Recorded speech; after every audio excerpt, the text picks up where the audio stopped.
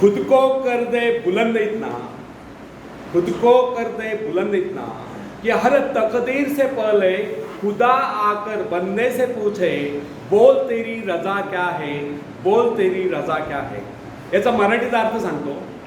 स्वतःला एवढं सामर्थ्यशाली बनवा, एवढं बलशाली बनवा की तुमच्या नशिबाच्या आधी स्वतः देवाने येऊन म्हटलं पाहिजे, बोल वत्सा तुझी इच्छा काय आहे. आणि जेव्हा तुम्ही तुमची इच्छा सांगाल तेव्हा देवाने म्हटलं पाहिजे, तथास्तु. धन्यवाद.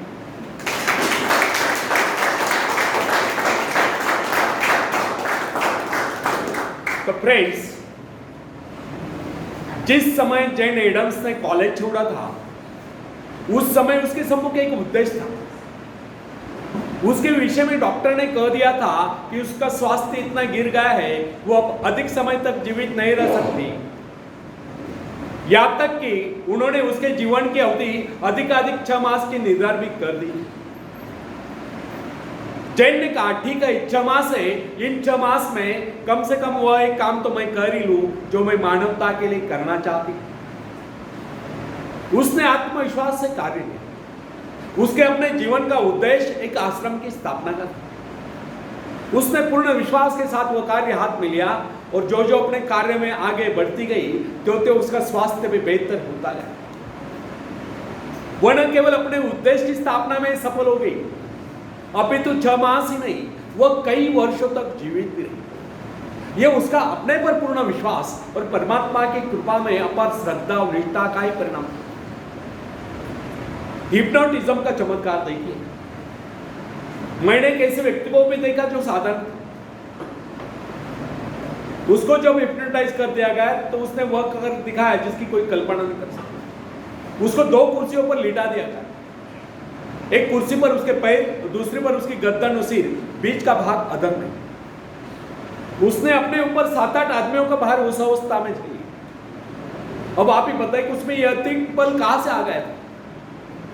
यह केवल उस व्यक्ति का करिश्मा था जिसने उसको हिप्नोटाइज करके उसमें यह विश्वास जगा दिया था कि वह ऐसा कर सकता है. यदि उसमें यह विश्वास न भर दिया गया होता तो वह अपने ऊपर एक आदमी को भी नहीं बैठा था. फ्रेंड्स, यदि मनुष्य में आत्मविश्वास नहीं है तो प्रगति के पथ पर एक पग भी नहीं बढ़ा सकता.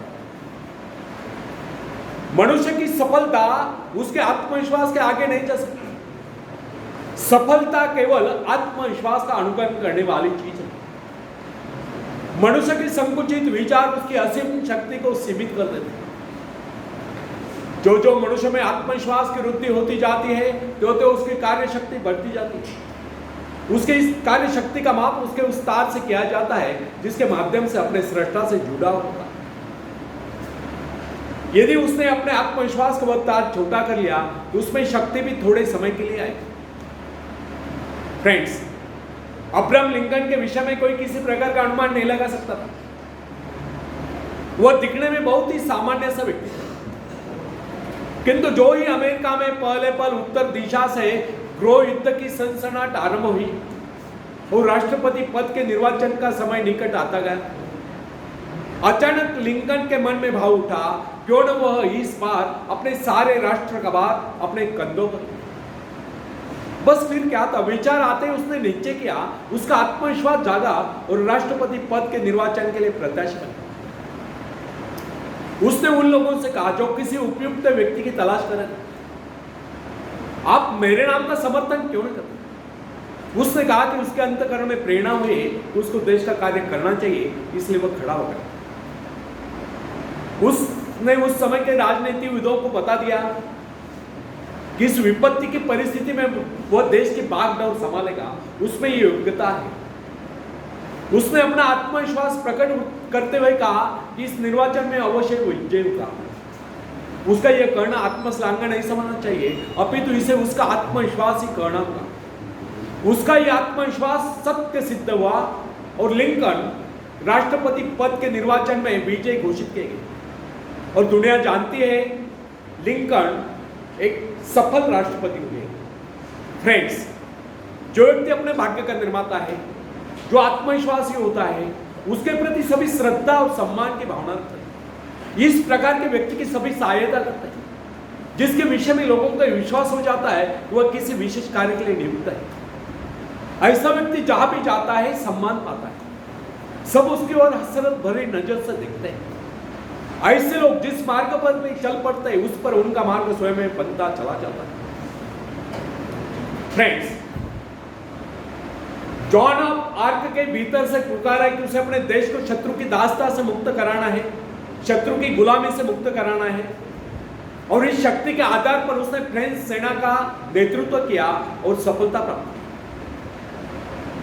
यदि उसमें यह भावना न होती तो उसकी शक्ति मात्र एक सैनिक से अधिक न होती। यदि उसमें आत्मविश्वास और ईश्वर पर विश्वास न होता तो वह कभी भी फ्रेंच सेना का नेतृत्व नहीं कर सकती। अपने आत्मविश्वास के बल पर ही उस समय वो चार्ल्स को समझाने में सफल हुई कि इस परिस्थिति में केवल वही देश की सेना का नेतृत्व कर सकते हैं, इस प्रकार देश की रक्षा कर सकते हैं। जॉन के हृदय में जो प्रबल आत्मविश्वास और ईश्वर के प्रति रूढ़ आस्था थी, उसके बल पर उसने फ्रेंच सेना का सेनापतित्व संभाला। उसका आत्मविश्वास वरदान सिद्ध हुआ, यद्यपि उसको युद्ध कला का प्रारंभिक ज्ञान भी नहीं था। बाल्यकाल में जब अपने माता पिता के भेड़ों की रखवाली करती थी, उस समय ही उसको कुछ आभास हुआ था, किंतु उसका पिता उसकी खिल्ली उड़ाता था। इसके अतिरिक्त वह नारी थी। नारी को सैनिक रूप में देखना हर किसी के लिए सहज नहीं होता, किंतु आर्क का आत्मविश्वास उसको उसके पद से डिगा नहीं सकता। उसको किसी की परवाह नहीं थी कि कोई उसको कुमलांगी कहकर उसकी खिल्ली उड़ाएगा, किंतु इतना साहस था किसमें जो उसकी खिल्ली उड़ाता। उसका आत्मविश्वास उन सब पर हावी हो गया, और उसी आत्मविश्वास के कारण एक नारी, एक साधारण सी नारी इतिहास के पृष्ठों पर सदा सदा के अंकित हो। फ्रेंड्स, नॉर्थ पोल की खोज करने वाले पेरी के आत्मविश्वास के विषय में तनिक विचार की।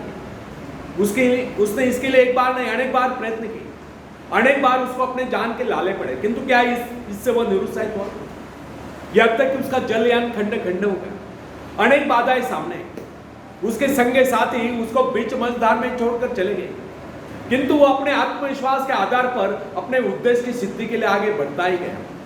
उसके अपने जीवन का लक्ष्य उत्तरी ध्रुव को प्राप्त करना था, जो उसके मन से कभी नहीं। फ्रेंड्स, संसार में ऐसे लोगों की कमी नहीं जो कि छोटे छोटे पदों पर कार्यरत होते हैं। क्या कारण है जो उन पर आज्ञा चलाते हैं उनसे योग्यता में कम होने पर भी ऊंचे पदों पर पहुंच गए? इसका एकमात्र कारण उन अधिकारियों में अन्य योग्यताओं के साथ साथ आत्मविश्वास भी। और ये जो छोटे छोटे पदों पर कार्यरत है, वे उनसे योग्यता में और शिक्षा में अधिक होने पर भी इसलिए छोटे पदों पर चिपके हुए क्योंकि उनमें आत्मविश्वास की कमी थी। मेरा एक परिचित जो कि अन्य अधिकारियों की अपेक्षा कम आयु का ही, उसे अस्थायी रूप से एक उच्च पद प्राप्त हुआ जिसकी उसको अपेक्षा तक नहीं थी, किंतु यह उसका आत्मविश्वास ही था कि उसने उस पद की गरिमा को इस प्रकार निभाया कि लोग आश्चर्यचकित रह गए। यह उसका आत्मविश्वास ही था कि अनायास प्राप्त उस पद पर उसने सफलता से कार्य किया, और उसके स्वामी का, उसके मालिक का उस पर विश्वास दृढ़ हो गया। उसने उसको उसी पद पर स्थायी रूप से, परमानेंट रूप से नियुक्त कर दिया। फ्रेंड्स, यदि मैं असफल रहा तो यह जो प्रश्न है यह मनुष्य के जीवन को नष्ट कर देता है। यह भावना कभी अपने मन में उठने नहीं देनी चाहिए।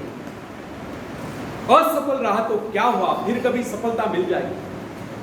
किंतु आरंभ से यह सोचकर हताश हो जाना उस परमात्मा के प्रति अविश्वास है जिसने आपको उस कार्य की प्रेरणा दी।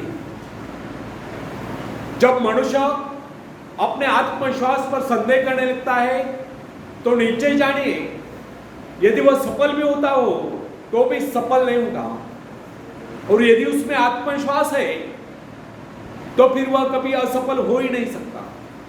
अपने आत्मविश्वास के दम पर वह कोई रास्ता निकाल लेगा जो उसको सफलता के शिखर पर पहुंचा देगा। फ्रेंड्स, अपना मूल्यांकन आप करें। लोग आपके विषय में क्या कहते हैं यह महत्वपूर्ण नहीं है। महत्वपूर्ण यह है कि आप अपने विषय में क्या सोचते हैं। यदि आप में आत्मविश्वास नहीं है तो लोग कुछ भी कहे, आप सफलता के निकट नहीं पहुंच सकते। और यदि आप में आत्मविश्वास है तो फिर लोग कुछ भी कहे, आपको सफल होने से कोई रोक नहीं सकता। बेंजामिन डिज़रायली, जो कि एक साधारण सा व्यक्ति था, इंग्लैंड का प्रधानमंत्री बनने में सफल हो गया। उसमें क्या विशेषता थी? यह तो उसका आत्मविश्वास, उसके मन की दृढ़ता। यही कारण था कि महारानी विक्टोरिया भी उसे अपने व्यक्तिगत मित्र जैसा सम्मान देती थी। कर्नल रूजवेल्ट में क्या विशेषता थी? यही कि उसको थियोडोर रूजवेल्ट पर अगाध विश्वास था, अर्थात उसमें आत्मविश्वास टूट टूट कर भरा हुआ। यदि उसमें इतना आत्मविश्वास न होता तो फिर उसको कितनी सुविधाएं मिलती, उसमें कितनी योग्यता होती, उसके कितने साथी उसका उत्साह बढ़ाते, वो उस स्थिति में नहीं पहुंच सकता था। हाँ, कुछ ऊंचा भले ही उठ जा। विश्वास का मनोविज्ञान मनुष्य स्वभाव की बहुत ही विचित्र बात है। आध्यात्मिक आधार पर विश्वास अधिक टिकता है, जबकि मानसिक धरातल पर ही विश्वास नेपोलियन जैसा होता है। अन्य सभी नाड़ियां तो उसके सैनिकों के समान होती है, और जब वे सैनिक अपने नेता पर, अपने सेनापति पर विश्वास करने लगते हैं तो उनकी शक्ति स्वयं में दोगुनी चौगुनी बढ़ती जाती है। जो सोच सकता है वह कर सकता है, जो सोच ही नहीं सकता वह कर ही नहीं सकता। मनुष्य आज जो यहां तक उन्नति कर पाया, इसका एकमात्र कारण उसका आत्मविश्वास था। अन्यथा वो पहले पल तो वन्य प्राणी ही माना जाता। मोजेज में इतना आत्मविश्वास भरा था कि वह इजरायलियों को बेर जंगलों में से निकाल कर ले गया। फ्रेंड्स, यदि आप डरते हैं तो इसका अभिप्राय यह है कि आप में आत्मविश्वास नहीं है। आप ईश्वर की संतान हो, उसे आपका दुर्बल जीवन स्वीकार नहीं, वो आपको दुर्बल देखना ही नहीं चाहता। मनुष्य को यह अभ्यास कर लेना चाहिए कि वो अपना दिन का आरंभ और अंत स्वयं में परमात्मा में विश्वास जागरूक करके करें।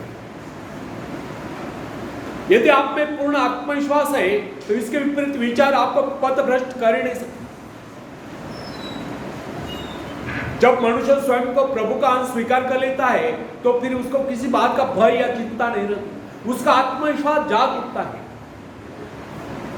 आत्मविश्वास के कारण ही हमें सफलताएं मिलती है, और सफलताएं हमारे जीवन में खुशियां भर देती है, और खुशियां हमें कह कहे और मुस्कुराहटे प्रदान करती है। तब हम हंसते हंसते इस जीवन को गुजार लेते हैं। आखिरी में एक शेर मैं सुनाता हूं। तुम उड़ सकते हो मुक्त आकाश में, तुम मुक्त आकाश के पंछी, तुम व्यर्थ ही डरे हो, तुम भूल ही गए हो कि तुम्हारे पास पंख, तुम पैरों से चल रहे हो, तुम आकाश में उड़ सकते हो। थोड़ा फड़फड़ाओ ताकि तुम्हें एहसास हो जाए।